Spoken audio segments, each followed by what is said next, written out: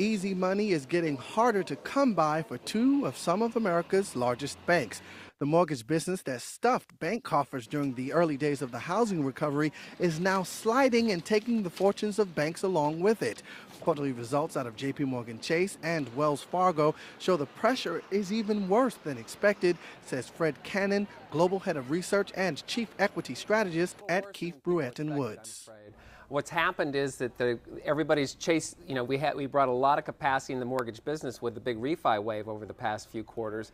Suddenly that's going away, and so we have all these lenders out there chasing after these loans. So not only did volume go down by 30%, but we had the margin that they make on each loan go down by 30 or 40%. So it's been a pretty nasty quarter so far. But that's not JP Morgan's only problem. The cost of paying out, fighting off, and laying aside for legal woes is eating away at profits too. Just take a look at how the bank's net income was steady or steadily climbing, hitting a record last year, falling to a deficit of $380 million in the third quarter.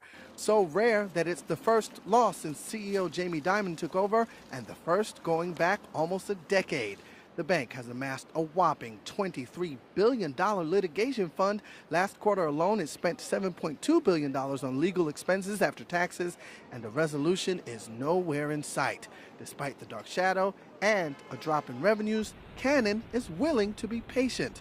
What they're going through now is a simplifying approach to making the business profitable over time. Meanwhile, Wells Fargo, the top U.S. mortgage lender, continues to trim the fat, cutting 5,300 from its payrolls in the third quarter, but should benefit going further if home prices stabilize. Trading revenues were a bright spot for both banks, which bodes well for upcoming results out of Morgan Stanley and Goldman Sachs.